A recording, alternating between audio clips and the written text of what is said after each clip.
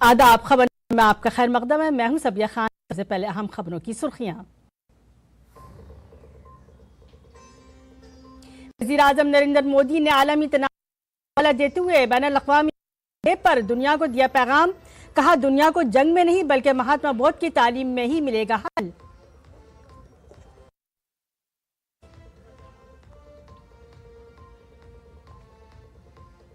नायब सिंह सैनी दूसरी बार बने हरियाणा के वजीर आला। अनिल विज समेत 13 एमएलएस ने बतौर वजीर लिया हलफ।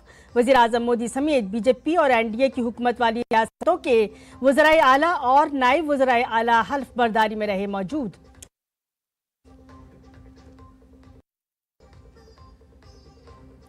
कनाडा के इल्जामात पर भारत का जवाबी हमला। वज़ारत ख़ारजा ने कहा, कनाडा ने कोई सबूत नहीं किया शेयर। भारतीय सफारतकार पर लगाए गए इल्जामात को करार दिया बेबुनियाद।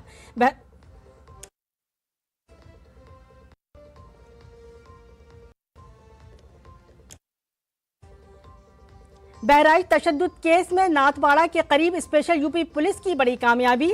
एनकाउंटर में मरकजी मुलजिम रिंकू उर्फ सरफराज और तालिब को मार दी गई गोली। दोनों मुलजिमान नेपाल फरार होने की कर रहे थे कोशिश।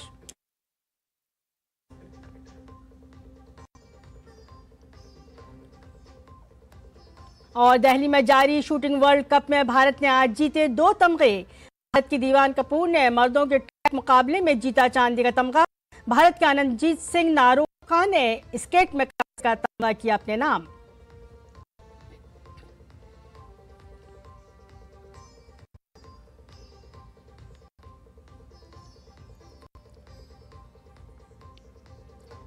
खबर तफसील से। वज़ीर आज़म नरेंद्र मोदी ने नई दिल्ली में बैनुल-अक़वामी अभिधम के दिन और पाली को क्लासिक की जुबान का दर्जा देने की तकरीब से खिताब किया। वज़ीर आज़म ने आलमी अमन और बहबूद के लिए महात्मा बुद्ध के पैगाम का जिक्र किया। आलमी तनाज़ात का हवाला देते हुए पीएम ने दुनिया को बताया कि वो जंग में नहीं बल्कि बुद्ध के पैगाम में हल तलाश करेंगे। नमो तस्सा भगवतो संबुद्धस्स। आज एक बार फिर विश्व कई अस्थिरताओं और आशंकाओं से घिरा है। ऐसे में बुद्ध न केवल प्रासंगिक है बल्कि अपरिहार्य भी बन चुके हैं। और आज मैं बड़े विश्वास से कहता हूं, पूरे विश्व को युद्ध में नहीं बुद्ध में ही समाधान मिलेंगे। है वो पैगाम जो आलमी प्लेटफॉर्म से अभी 10 दिवस के मौके पर वज़ीर आज़म नरेंद्र मोदी ने पूरी दुनिया को दिया। नई दिल्ली के विज्ञान भवन में मुनक़िदा ये तकरीब पाली जुबान को क्लासिक की जुबानों में शामिल किए जाने के मौके पर मुनक़िद हुई। वज़ीर आज़म मोदी ने गुज़श्ते एक दहाई में बुद्ध की विरासत को महफूज रखने के लिए किए गए इक़दाम का जिक्र किया। पाली को क्लासिक की जुबान का दर्जा देने के हुकूमत के फैसले की सताइश करते हुए वज़ीर आज़म ने कहा कि ये दरअसल भगवान बुद्ध की अजीम विरासत का तहफ़्फ़ुज़ है। धम्म को उसके मूल भाव को समझने के लिए पाली भाषा का ज्ञान आवश्यक है। धम्म यानी बुद्ध के संदेश, बुद्ध के सिद्धांत। धम्म यानी मानव के अस्तित्व से जुड़े सवालों का समाधान। वज़ीर आज़म ने आज़ादी से पहले शरपसंद अनासिर के जरिए भारतीय पहचान मिटाने की कोशिशों और आज़ादी के बाद गुलामी की ज़हनियत के तहत अपनी जड़ों को नजरअंदाज कर दिए जाने का भी जिक्र किया। वज़ीर आज़म ने कहा कि अब भारत तरक्की याफ्ता होने के साथ साथ अपनी जड़ों को भी मजबूत कर रहा है। पाली भाषा को सही स्थान मिलने में 7 दशक ऐसे ही नहीं लगे, लेकिन साथियों, देश अब उस हीन भावना से मुक्त होकर आत्मसम्मान, आत्मविश्वास, आत्मगौरव के साथ आगे बढ़ा है। वज़ीर आज़म ने पाली जुबान से मुंसलिक ग्रंथों और तारीख को जाहिर करती एक किया। बैनुल-अक़वामी बुद्ध तंजीम के इस मौके को 14 ममालिक के मुख्तलिफ कॉलेजों, यूनिवर्सिटियों और इदारों से बड़ी तादाद में आए स्कॉलरों ने उसको मजीद पुरअसर बना दिया। शैलिन मिश्र के साथ bureau report, DD news Urdu खबरें। नायब सिंह सैनी मुसलसल दूसरी बार हरियाणा के वजीर आला बने हैं। गवर्नर बंडारू दत्तात्रेय ने ग्राउंड में मुनक्किद एक तकरीब में ओहदे और राजदारी का हल्फ दिलाया। नायब सिंह सैनी के साथ 13 वज़रा ने भी हल्फ लिया। हल्फ बर्दारी की तकरीब में वज़ीर आज़म नरेंद्र मोदी, मरकजी वज़ीर राजनाथ सिंह, अमित शाह, मनोहर लाल खट्टर समेत बीजेपी के मुताद्दिद लीडरों ने शिरकत की। इसके अलावा कई रियासतों के वज़राए आला और पार्टी के सीनियर लीडर भी तकरीब में मौजूद थे।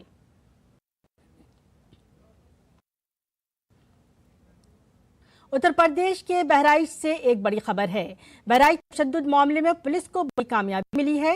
राम गोपाल मिश्रा को गोली मारने वाले मुलजिम सरफराज के साथ पुलिस का तसादुम हुआ, जिसमें मरकजी मुलजिम रिंकू उर्फ सरफराज और तालिब को गोली लगी है। दोनों मुलजिमीन नेपाल फरार होने के फिराक में थे। काबिल जिक्र है कि बहराइच के महसी के महाराजगंज में दशहरे के दिन मूर्ति विसर्जन यात्रा के दौरान कत्ल की वारदात हुई थी, जिसके बाद इलाके में कशीदगी पैदा हो गई थी।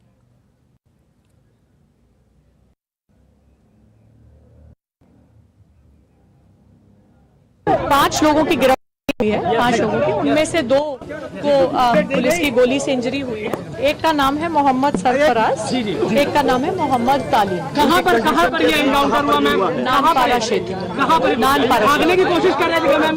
नेपाल का क्या कनेक्शन है? के नजदीक। भारत कनाडा तनाज़े पर वज़ारत ख़ारजा के तर्जुमान रणधीर जायसवाल ने कहा, हमने इस मामले पर अपनी पोजीशन बिल्कुल वाज़े कर दी है। उन्होंने कहा कि हम अपने सिफारतकारों पर लगाए गए झूठे इल्ज़ामात को मुस्तरद करते हैं। कनाडा की हुकूमत ने सितंबर 2023 से हमारे साथ कोई मालूमात शेयर नहीं की हैं। एक मरतबा फिर बयान जारी किया गया जिसमें कनाडा ने संगीन इल्ज़ामात लगाए हैं, लेकिन इससे साबित करने के लिए अभी तक कोई सबूत फराहम नहीं किया है।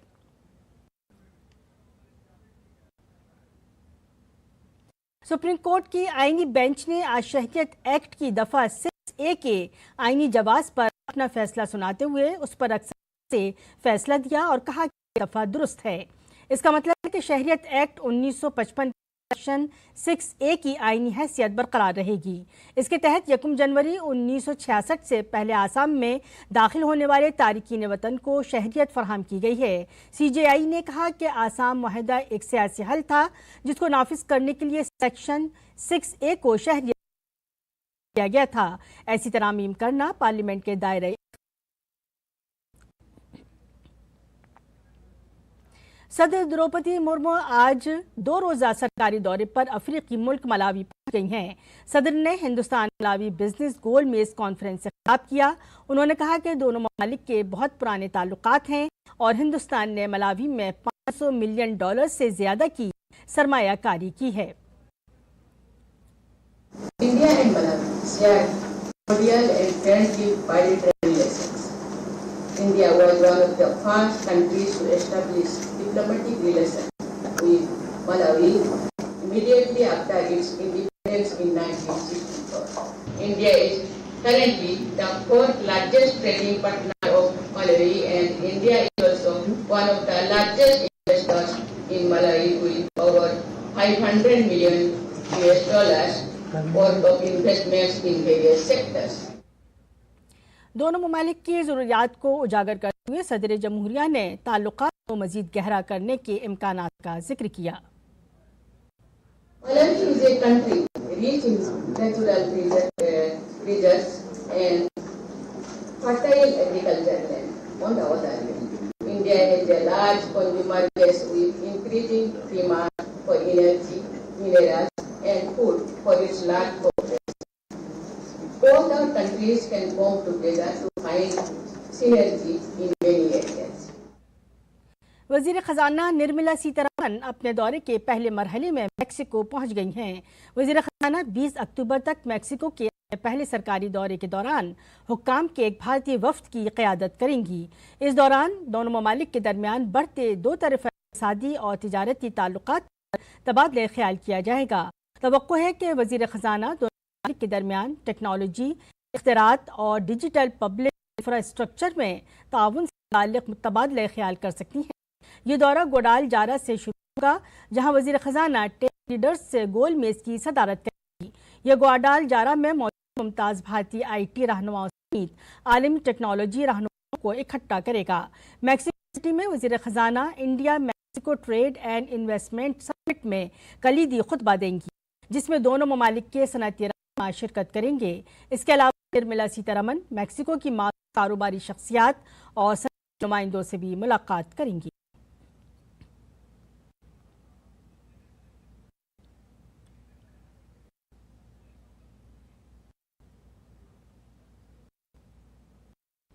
जम्मू कश्मीर को मुकम्मल रियासत का दर्जा बहाल करने के लिए जम्मू कश्मीर कॉलेज के उस्ताद जहूर अहमद भट्ट और कारकुन खुर्शीद अहमद मलिक ने सुप्रीम कोर्ट में दरख्वास्त दायर की है। उन्होंने अदालत से जम्मू कश्मीर की मुकम्मल रियासत का दर्जा 2 माह की मुद्दत के अंदर बहाल करने की दरख्वास्त की है। दरख्वास्त में कहा गया है कि सॉलिसिटर जनरल तुषार मेहता ने सुप्रीम कोर्ट को यकीन दिलाया था कि जम्मू कश्मीर को जल्द ही मुकम्मल रियासत का दर्जा दिया जाएगा।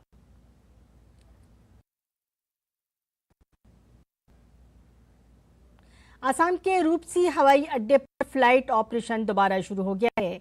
आसाम के काबीनी वजीर उरखाव गोरा ब्रह्मणा ने जुमेरात को किया। दरअसल रूपसी हवाई अड्डे को उड़ान 2 और उड़ान 4 स्कीमों के तहत तकरीबन 100 करोड़ रुपए की सरकारी सरमायाकारी के साथ दोबारा तामीर किया गया था। मार्च 2021 में एयरलाइन फ्लाईबिट ने 72 निशस्तों वाले मुसाफिरों परवाजों का आगाज किया था। ये तैयारा हफ्ते में 3 दिन गुवाहाटी और कोलकाता के दरमियान रूपसी के रास्ते परवाज करेगा। एयरलाइन ने 7 नवंबर 2023 को बगैर किसी पेशगी इत्तला के रूपसी से अपनी खिदमात बंद कर दी, जिससे मकामी मुसाफिर फंसे हुए और खत्ते से अहम फ़ज़ाई राब्ता मुनक़ते हो गया। रूपसी हवाई अड्डे के सीनियर अफसर इंचार्ज संदीप पाटिल ने कहा कि ये परवाजें मरकजी हुकूमत की उड़ान यानी उड़े देश का आम शहरी स्कीम के तहत अलायंस एयर के जरिए चलाई जा रही हैं, जिसका मकसद इलाकाई हवाई राब्ते को बढ़ाना है। हमारे लिए बहुत खुशी की बात है। लगभग आपको पता होगा 1 साल से हमारा एयरपोर्ट बंद था, तो यहाँ पैसेंजर मूवमेंट नहीं था और यहाँ के लोगों को, आसपास के डिस्ट्रिक्ट के लोगों को अगर कोलकाता या गुवाहाटी ट्रैवल करना है तो बाय रोड या बाय ट्रेन था, जो कि थोड़ा सा मुश्किल ही है।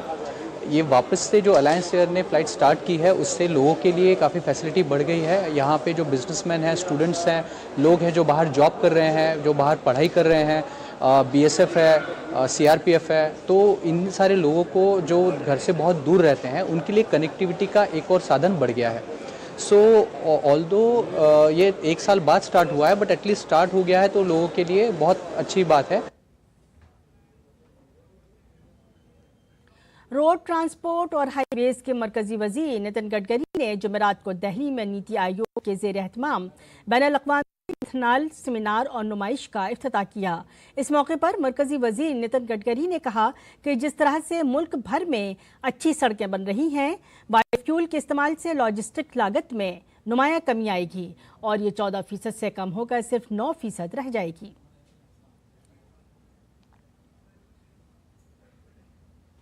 Presently, the logistic cost in India is 14%, and China is 8%, USA 12%, and European countries is 12%.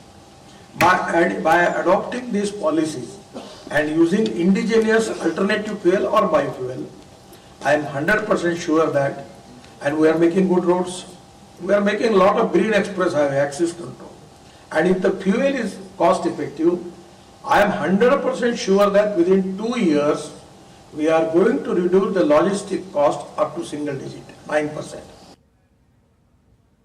जुनूबी Bharat में बारिश का सिलसिला जारी है। कर्नाटक और तमिलनाडु इस गैर मौसमी बारिश से सबसे ज्यादा मुतासिर हुए हैं। कर्नाटक की बात करें तो यहां आने वाले 24 घंटों में शदीद बारिश का अलर्ट जारी किया गया है। महकमा मौसमियात ने रियासत के लिए रेड अलर्ट जारी कर दिया है।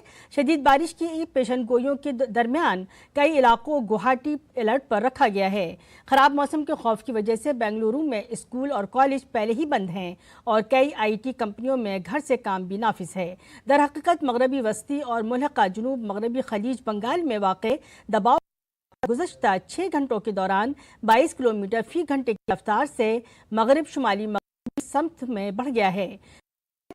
मगरबी वस्ती और मुल्हका जुनूब मगरबी खलीज बंगाल के करीब जुनूबी आंध्र प्रदेश में और शुमाली तमिलनाडु के साहिलों पर मरकूज था।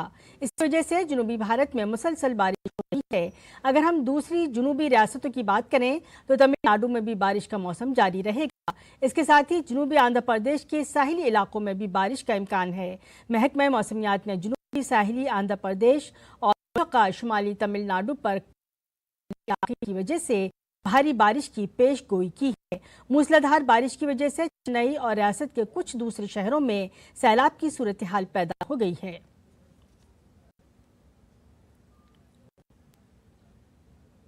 नई दिल्ली में मुनक्किदा एक तकरीब में इंटरनेशनल सोलर अलायंस असेंबली के 7वें इजलास से मुताल्लिक तफसीली मालूमात फराहम की गई। नई दिल्ली में 3 से 6 नवंबर तक बैनुल-अक़वामी सोलर अलायंस असेंबली के 7वें इजलास में 120 ममालिक के रहनुमा शिरकत करेंगे। इंटरनेशनल सोलर अलायंस असेंबली इजलास से मुताल्लिक तैयारियों पर देखिए हमारे नामनिगार की ये रिपोर्ट। पूरी दुनिया साफ तवानाई के इस्तेमाल के लिए शमसी तवानाई एक बेहतरीन मुतबादिल जरिए के तौर पर उभरी है। ऐसे में भारत 3 से 6 नवंबर तक इंटरनेशनल असेंबली के 7वें इजलास की मेजबानी करने जा रहा है। राजधानी दिल्ली के भारत मंडपम में मुनक्किद होने वाली इस कॉन्फ्रेंस में दुनिया के 120 ममालिक शमसी तवानाई से चलने वाले मुस्तकबिल की तरफ एक रास्ता तय करने के लिए जमा होंगे। Leaders from across the world will convert during the forthcoming 7th Assembly of ISA to promote the widespread adoption of the solar power. International solar alliance assembly के आइंदा इजलास के हवाले से दिल्ली में एक तकरीब का एहतमाम किया गया। इस दौरान नई और काबिले तजदीद तवानाई के वजीर प्रहलाद जोशी ने आलमी सतह पर ISA की तरक्की और शिराकत पर तबादला ख्याल किया। प्रहलाद जोशी ने गुज़िश्ता चंद सालों में शमसी तवानाई के मैदान में काबिले जिक्र पेशरफ्त के लिए ISA के काम की तारीफ की। I take this opportunity to call upon ISA members, signatories and prospective countries to unite on the third threefold agenda at the upcoming assembly. 1. Empowering the member countries to adopt the solar energy as the energy source of choice. Make energy access universal by supporting the solar entrepreneurs to scale up the local solutions. Mobilize the finance to speed up the solar deployment. Delhi में होने वाली international solar assembly कई लिहाज से खास होने वाली है। दुनिया भर से अहम स्टेक होल्डर्स दारुल हुकूमत में जमा होंगे ताकि तवानाई की फराहमी और सलामती में शमसी तवानाई के अहम किरदार पर तबादला ख्याल किया जा सके। ISA का 7वां सेशन बिजली की कमी का शिकार इलाकों में शमसी तवानाई के किरदार के हवाले से भी खुसूसी होने जा रहा है। We believe that we harmonize and aggregate the demand for solar finance, for solar technologies, and therefore create the demand for research and development. We also enable the capacity that is needed in various countries to adopt solar energy. में भारत और France के बढ़ते हुए कदमों के दरमियान दारुल हुकूमत में मुनक्किद होने वाली इस कॉन्फ्रेंस का मकसद पूरी दुनिया में शमसी तवानाई को फरोग देना है ताकि सूरज की ताकत को बरूए कार लाते हुए साफ तवानाई की मदद से रोशन मुस्तकबिल की तरफ बढ़ सके। तापस भट्टाचार्य की रिपोर्ट, DD न्यूज उर्दू खबरें। और बैनुल-अक़वामी खबरों में कतर के वज़ीर आज़म ने कहा कि गजा में जंगबंदी को यकीनी बनाने के लिए गुज़श्ता 3 से 4 हफ्तों में किसी के साथ कोई बातचीत या शमूलियत नहीं हुई। शेख मोहम्मद बिन अब्दुर्रहमान अस्सानी ने ब्रसेल्स में यूरोपियन यूनियन और GCC के दरमियान सरबराह इजलास के अख्ताम पर सहाफ़ियों को बताया कि हम तमाम फरीकों की खामोशी के साथ एक ही तरह से आगे बढ़ रहे हैं। वाज़ेह है कि शेख मोहम्मद ने इसराइल और फ़लस्तीनी तहरीक हमास के दरमियान जंगबंदी के लिए सालिसी की कोशिशों की क़यादत की है।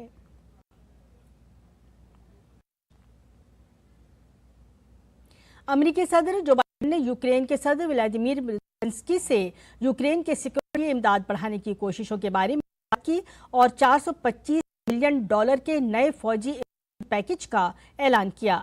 व्हाइट हाउस ने एक बयान में कहा कि सिक्योरिटी पैकेज में फजाई दिफाई सलाहियतें, जमीन से जमीन मार करने वाले हथियार, बख्तरबंद गाड़ियां और अहम हथियार शामिल हैं। ज़ेलेंस्की ने नए पैकेज के लिए बाइडेन का कांग्रेस की दोनों जमातों और अमेरिकी अवाम का शुक्रिया अदा किया और कहा कि उन्होंने बाइडेन से कीव के 5 आती फतह के मंसूबे में बात की, जिसे उन्होंने पार्लियामेंट में पेश किया। नाइजीरिया की शुमाली रियासत जावा में रात गए ईंधन के टैंकर में धमाके से कम 47 अफराद हलाक हो गए। यह हादसा अफ्रीका के सबसे ज्यादा आबादी वाले मुल्क में हालिया दिनों में होने वाले सबसे बड़े हादसात में से एक है। यह खित्ता पहले से ही बड़े पैमाने पर सिक्योरिटी के खतरात और रोजी रोटी के बहरान का सामना कर रहा है। मकामी पुलिस ने बताया कि टैंकर कदीम शहर कानू से शुमाल की तरफ यूबी रियासत की तरफ जा रहा था। दारुल हुकूमत अबूजा से तकरीबन 530 किलोमीटर शुमाल में वाक़ कस्बे माजिया के करीब ड्राइवर ने अपना कंट्रोल खो दिया, जिसके बाइस एक बड़ा हादसा पेश आया। मशहूर पॉप एंड वन डायरेक्शन के रुकन गुलकार लियाम पेन अर्जेंटीना के दारुल हुकूमत ब्यूनस आयरिस में इंतकाल कर गए। लियाम पेन अपने होटल के कमरे की 3री मंजिल की बालकोनी से गिरकर हलाक हो गए। होटल के इमरजेंसी अहलकारों ने गुलकार की मौत की तस्दीक की। गुलकार की लाश होटल के अंदर से ही बरामद हुई। लियाम पेन के मदह उनकी मौत से गमज़दा हैं।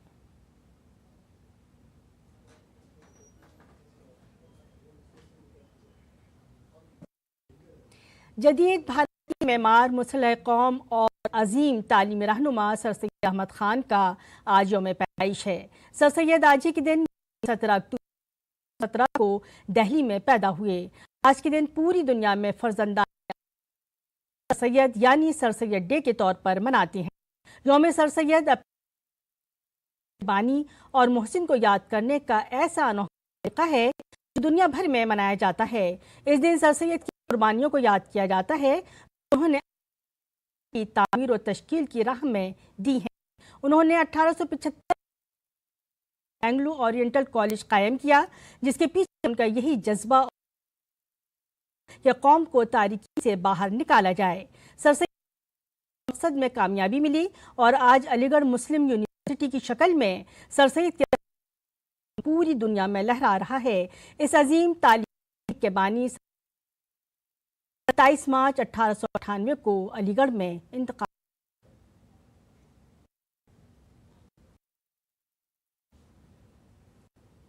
भारत और न्यूजीलैंड के दरमियान पहले टेस्ट के दूसरे दिन का खेल बेंगलुरु में जारी है। दूसरे दिन का खेल खत्म होने पर न्यूजीलैंड ने 3 विकेट के नुकसान पर 1 रन बना लिए हैं। न्यूजीलैंड को 134 रन की सबकत हासिल हो गई है।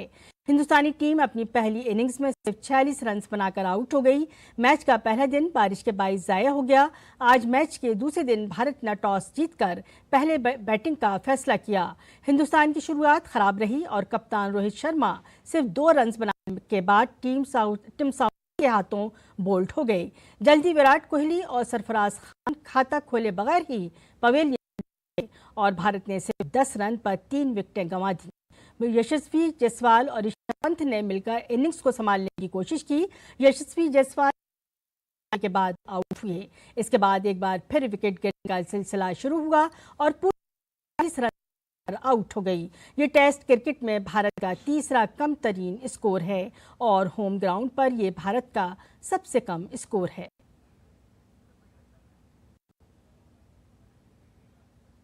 और आखिर में अहम खबरों की सुर्खियां एक बार फिर।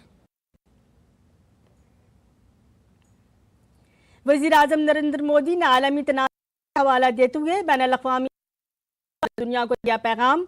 कहा, दुनिया को जंग में नहीं बल्कि महात्मा बुद्ध की तालीम में ही मिलेगा हल।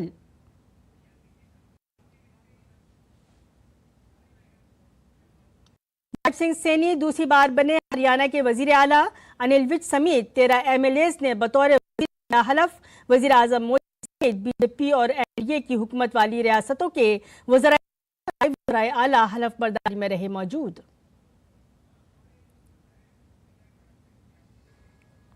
कनाडा के इल्जामात पर भारत का जवाबी हमला। वज़ारत ख़ारजा ने कहा, कनाडा ने कोई सबूत नहीं किया शेयर। भारतीय सिफारतकारों पर लगाए गए इल्जामात को करार दिया बेबुनियाद।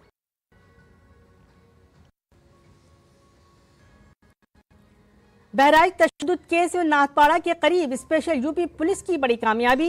एनकाउंटर में मरकजी मुलजिम रिंकू उर्फ सरफराज और तालिब को मार दी गई गोली। दोनों मुलजिमान नेपाल फरार होने की कर रहे थे कोशिश।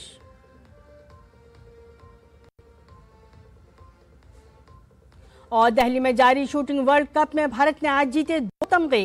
भारत के दीवान कपूर ने मर्दों के ट्रैम्प मुकाबले में जीता चांदी का तमगा। भारत के अजीत सिंह नारकुआ ने स्केट में कांसे का तमगा किया अपने नाम। इसी के साथ खबरनामा अपने अख्ताम को पहुंचा। इजाजत दीजिए, आदाब।